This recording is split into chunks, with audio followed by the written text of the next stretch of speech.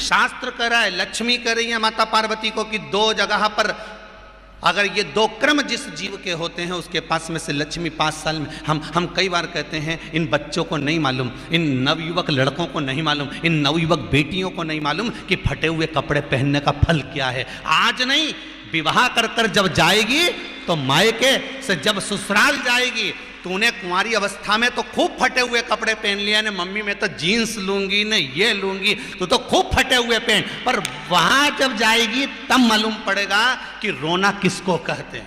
आज तो पहन लो, वो उसी में की बात है, कल वाली बात याद कर लो, अभी खाओगे तो कुछ दिन के बाद ब्लड बनेगा, और ब्लड बनेगा तब जाके ये शरीर में दौड़ेगा। आज की आज तुमने रोटी खाई तो क्या आज की आज ब्लड बन गया? जम के तो बोलो रे खरगोन वालो, नहीं बनाना। आज खाया है तो ब्लड 8 दिन में, 4 दिन में, 6 दिन में, 2 दिन में, 5 दिन में, 3 दिन में बनेगा। आज की आज ब्लड नहीं बनेगा। आज खाया तो 2 दिन में ब्लड तैयार होकर तुम्हारे शरीर में दौड़ेगा, शरीर में दौड़ेगा तो तुम्हारा शरीर भी चलेगा। उसी तरह तुमने अगर युवानी अवस्था में, कुंवारी अवस्था में ये फटे हुए कपड़े पहने हैं तो जब तुम्हारी अवस्था बढ़ेगी ना, आज नहीं रोना पड़ रहा। आज के जमाने में तो फैशन है साहब, फैशन है तो आज पहन ले, बाद में रो ले, रो बाद में बैठ। नहीं, ताली बजाने से कुछ नहीं होगा री जीजियो, फालतू की बात है। आज यहां से जाते से ही अपने को एक ही काम करना, जितना फटा हुआ कपड़ा है इनके सबके पोछा लगा दो, बाल्टी में डुबाई डुबाई के। ये ताली बजाने से कुछ नहीं होगा। लोग तो कब से चिल्ला रहे हैं हम सुधरेंगे, जम के तो बोलो। गायत्री परिवार वाले रोज चिल्लाते हम सुधरेंगे, हम बदलेंगे। कब बदलोगे?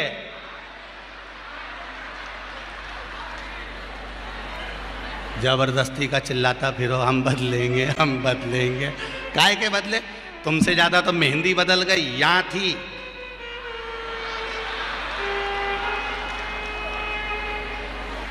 और बची कुची थी तो यहां पहुंच गई। यहां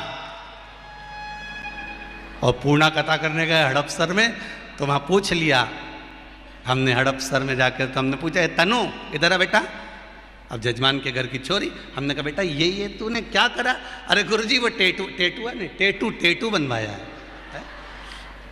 हमने कहा कितने का बनवाया? अरे गुरुजी 700 रुपये का। हमने कहा तुम मुंबई पूना वाले फालतू का खर्चा करते हो, 700 रुपये का कहीं गाय को चारा देते तो बेचारी 2-4 दिन तक खाती। अब 700 रुपये का तूने टेटू बनवाया। अरे गुरुजी फैशन चल रहा है। तब हमने कहा बनवाने की जरूरत क्या थी, खुद बना लेती, फ्री में बन जाता। तो क्या गुरुजी अपना हाथ नहीं पहुंचे? नहीं। हमने कहा कैसे नहीं पहुंचे? पहले दीवार पे बना, उन्हें चिपक जा। कैसे नहीं पहुंचे?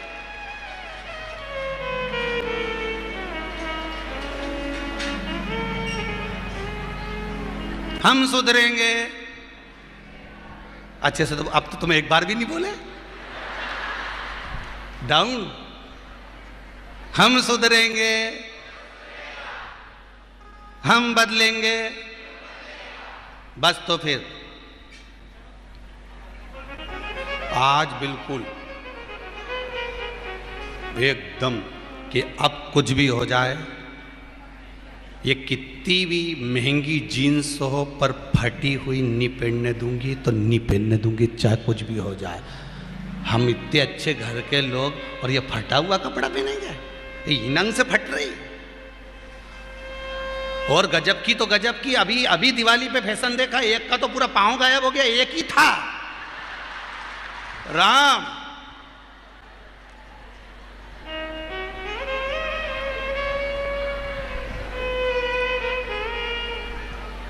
ए सुधर जाओ रे, जितने सुन रहे हो, नहीं तो सिधर जाओ रे।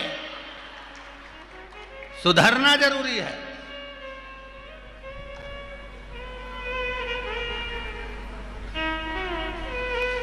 फटे हुए वस्त्र भी धारण नहीं कर। घर की बेटियां, घर के लोग ऐसे कपड़े पहने, ये श्रेष्ठता नहीं है महाराज। थोड़ा सुधार। कहा शरीर को भोगना था, आखिर मनुष्य क्यों, ये जीव आत्मा क्यों भोग रहे? क्योंकि जीवात्मा मरती नहीं। इसको जब भुगताया जाता है तो ये भोगती रहती है, भोगती, तड़पती है, चिल्लाती है, अब नहीं करूंगी गलती, क्षमा कर दो मुझको।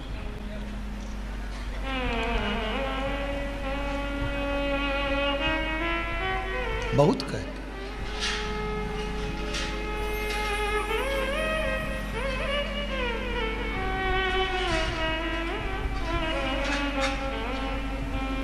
अब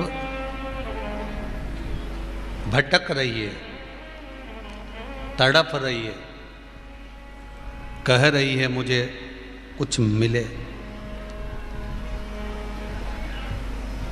फिर जीवात्मा ने कहा अब मुझे जन्म दोगे तो मैं भगवान का भजन करूंगा, अब इसको गंवाऊंगी नहीं।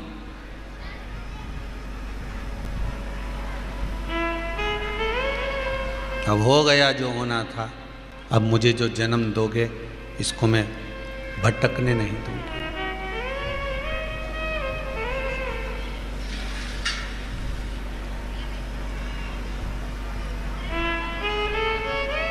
फिर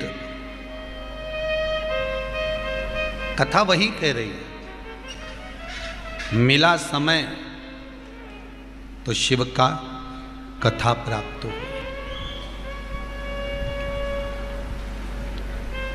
परिवार वालों को, रिश्तेदारों को समय देकर देख लेना।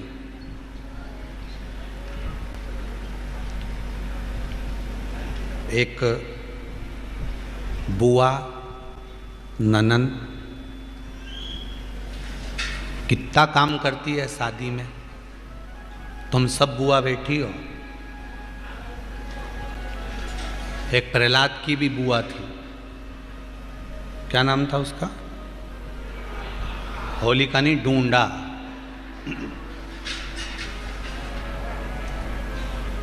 होलिका तो नाम बाद में पड़ा था। जब वो मरते मरते अच्छा काम कर ली थी तो उसका नाम था होली। होली मतलब भगवान की होली, नहीं तो नाम था उसका ढूंढा।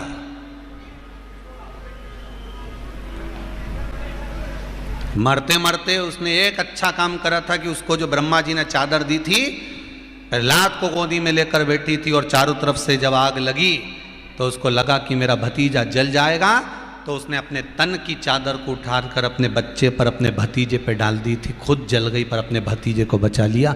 इसलिए होली भगवान की होली, उसी का नाम था होलिका ढूंढा। बुआ हमेशा दुआ देती है, बुआ कभी बद्दुआ नहीं देती।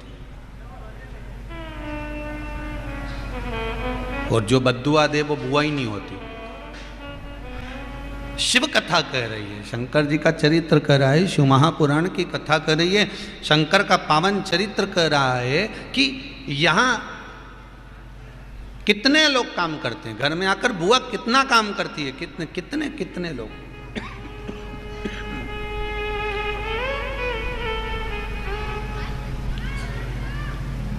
कितना काम किया जाता है। अब बुआ ने इतना काम करा, ननंद ने इतना काम करा, पर जब ननंद के यहाँ पर कोई काम होता है, बुआ के घर में कोई काम होता है, तो क्या तुम्हारे घर की बहुएं इतना जाकर काम कर लेती हैं? नहीं। तुम देकर देखो समय, रिश्तेदारों को समय देकर देखो, मित्रों को समय देकर देखो, परिवार वालों को समय देकर देखो, कुटुंब वालों को समय देकर देखो। आपकी दुख की घड़ी में, आपकी विपदा की घड़ी में कुछ देर तो खड़े मिलेंगे। जरा सा कोई केस बना, जरा सा कोई दुख आया, तो जितने रिश्तेदार तुम्हें शादी में, ब्याह में और पार्टियों में दिखते हैं ना, वहाँ तो डीजे बजाने वाले को पैसे देना पड़ते हैं कि डीजे बजाने, बैंड बजा। पर जब तुम्हारी विपदा की घड़ी आती है तो जितने शादी में खाना खा कर गए हैं ये खुद मुंह से डीजे बजाते, अरे उसने ऐसा कर दिया, अरे उसने ऐसा कर दिया, अरे उसने ऐसा कर दिया, अरे उसका छोरा, अरे उसकी बेटी, अरे उसकी बहन, उसका नाती, उसका पंती।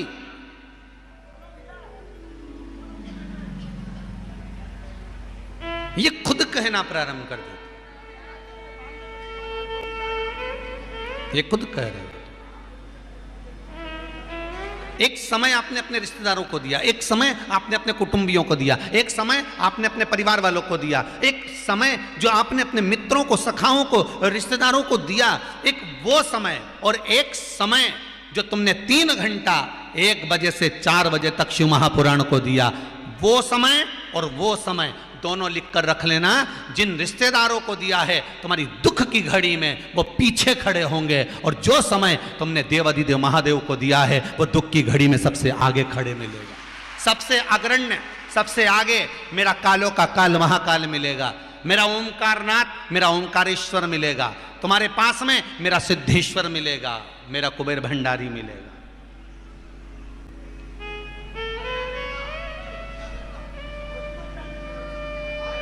जिसको तुमने समय थोड़ा सा दिया है, पर वो खड़ा हर पल, हर घड़ी, हर क्षण है।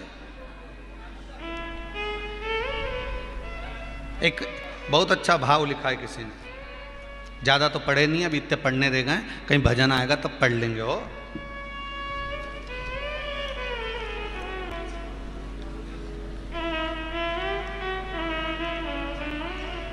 मंजू सोलंकी बड़वानी से हैं, कहीं बैठी हो तो हाथ हिलाइएगा।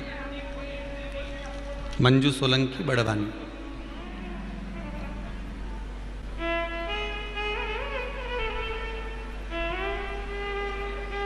कहीं बैठी हैं? मंजू सोलंकी बड़वानी। उन्होंने पत्र में लिखा है कि गुरुदेव, भगवान पर विश्वास रखकर मेरे पूरे परिवार वाले कह रहे थे कि विवाह नहीं होगा, अवस्था बड़ी होती जा रही है, पर बाबा ने ऐसी कृपा करी और पशुपति व्रत किए और सोमवार का पूजन किया। मात्र 2 व्रत पूर्ण हुए थे और बाबा ने सगाई पक्की कर दी और विवाह है। बाबा कृपा करें।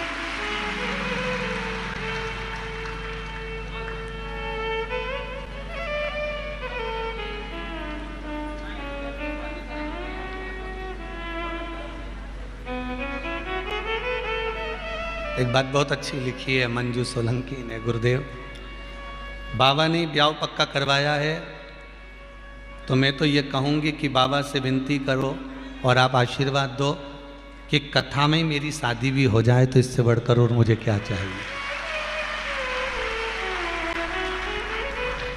बात करूँगा मैं यजमान परिवार से, पाठक जी से बात करेंगे और आगे सोचेंगे जैसा होगा।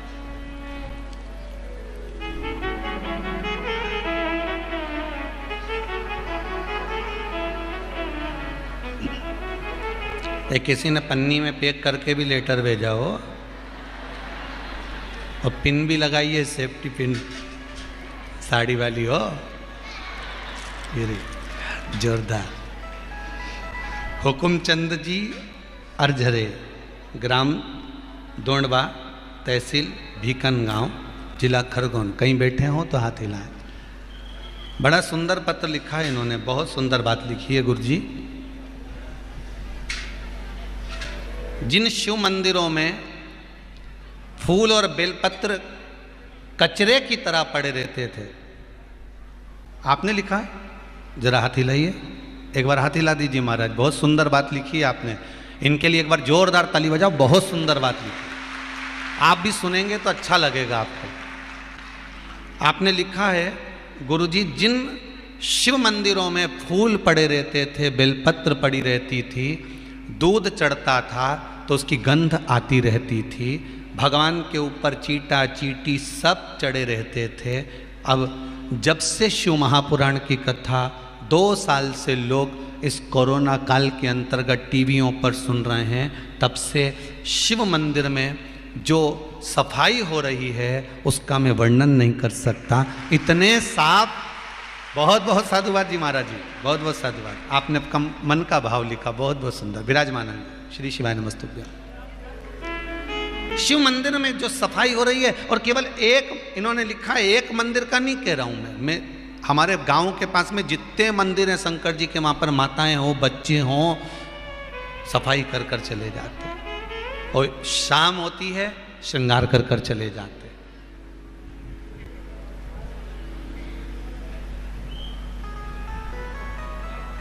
बस यही।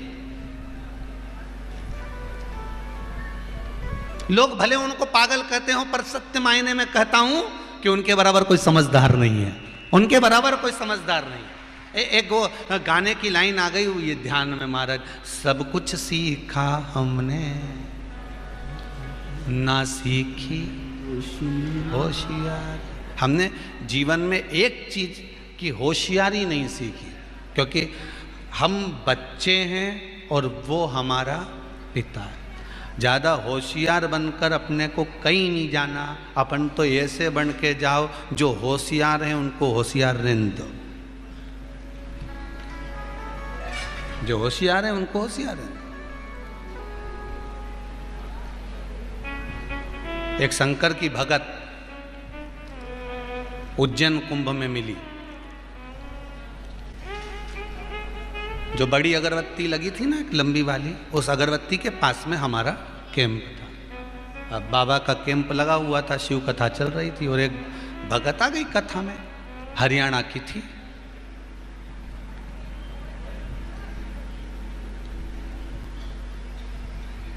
और यहीं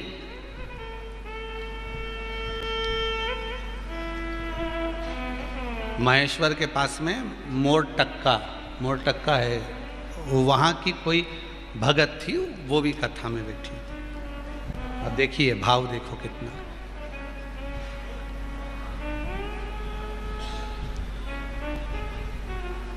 अब जो हरियाणा वाली थी वो कहीं वो मोर टक्का वाली से बोली होगी, वो भी निमाड़ी की, तो निमाड़ी मोर टक्का वाली। और निमाड़ी का चरित्र तो तुम सब जानो कि कितने चतुर लोग होते हैं, कितने विद्वान। भले ये साधारण रहते हैं पर इनकी विद्वत्ता बड़ी प्रबल होती है वहाँ। अब वो हरियाणा वाली ने वो मोर टक्का वाली से बोल दिया कि मोर टक्का वाली ने पूछा क्या बात है तुम वहाँ घूमी आई? तो कि मैं तो कहीं नहीं गई, महाराज छोरा हो इतना परेशान करे, छोटा सा बच्चा बहुत परेशान करे, तो अब इसको लेके कहाँ कहाँ जाऊँ दर्शन करने, कहाँ कहाँ घूमने जाऊँ, तू बता। अच्छा, इतने में वो मोर टक्का वाली बोली तू काय को चिंता करती, तू मेरे साथ चल, अब तू सब दूर घूम लेगी, तू मेरे साथ चल। और वो मोर टक्का वाली उसको ले गई। अब निमाड़ियों की देखो लीला। अब मोर टक्का वाली ले गई और जहां पर पुलिस का कैंप लगा था उसके पास में छोरा को छोड़ दिया। और वो हरियाणा वाली से कहा तू मेरे साथ चल। अरे मेरा छोरा, अरे तू चुप तो रहे, छोड़ दे। और छोड़ दिया। वो छोरा रोए, इतने में एक पुलिस वाली बेचारी बाई आई और वो पुलिस वाली माँ उसको अंदर थाना में ले गई। कौन तुम्हारा नाम? हमारा नाम बीरू है। अच्छा, कहाँ से आए हो? तो हम तो हरियाणा के रहने वाले, पिताजी का नाम ये है। अब वो माइक पे बोले बीरू के पिताजी जहाँ कहीं भी हो, बीरू यहाँ पर विराजमान है और इस थाने के इस क्षेत्र में इस जगह पर बैठा हुआ है। अब छोरा रोए जाए तो ये बेचारी का, हरियाणा वाली का मन दुखे, देखो कुछ खाएगा पिएगा नहीं। तो इतने में वो मोर टक्का वाली बोली तू काहे को चिंता करे, बिस्कुट मिलेगा, कुरकुरा मिलेगा, चिप्स मिलेगी, तू काहे टेंशन ले, तू चुप, तू तो चल चल। और ले गई उसको। शाम के आराम से घूम फिर के शाम के आके बोली बीरू मेरा छोरा है। इतने में थाने वाले बोले बहन दिन भर से कहाँ गई थी? तो कहीं निमाड़ी वाली ले गई थी, ये लेके गई थी, तो क्या टेंशन ले, सवाल है। धन्य शंभो शरण मांगू दुख दया करी दर्शन आपो। भाव शुद्ध है, भगवान मिलेगा। लोग कहें कि ये पागल है, लोग कहें ये मूर्ख है, पर शिव महापुराण की कथा कहती है भगवान की सेवा में अगर आप लगे हैं, भगवान की भक्ति में अगर आप लगे हैं, भगवान के स्मरण में यदि आप लगे हुए हैं, तो ये विश्वास मानकर चलना कि भगवान आप अगर भगवान को समय दे रहे हैं तो ये पक्का है कि जब आपका समय खराब होगा तो मेरा देव अधिदेव महादेव वहाँ खड़ा मिल जाएगा, मेरा शंभू खड़ा मिलेगा, मेरा ओघड़दानी मिलेगा। और चाहिए क्या?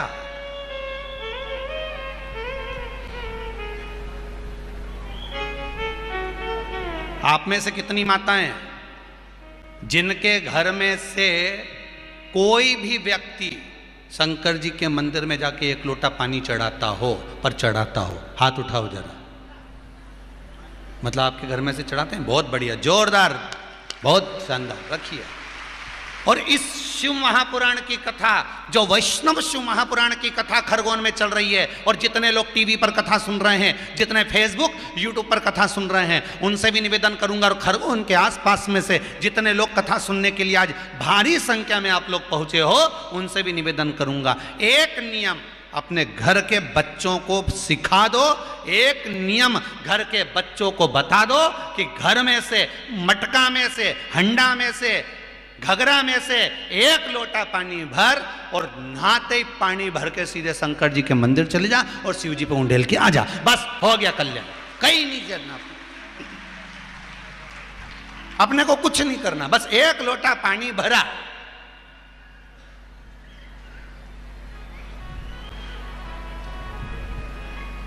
अच्छा, ये बात अभी एक बार इंदौर में भी की कि पानी चढ़ा, तो अभी कल परसों की बात है, एक बहू ने फ़ोन करके बोला ऑफिस में कि गुरुजी से हम बहुत नाराज़ हैं।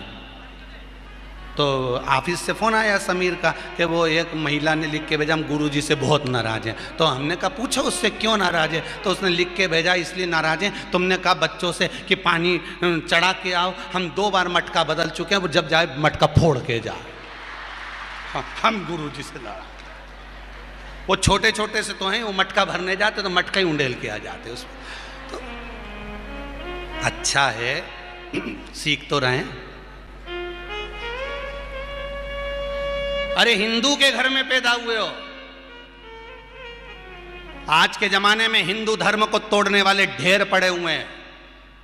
अच्छा, एक बात समझ में नहीं आती, ये जितने दूसरे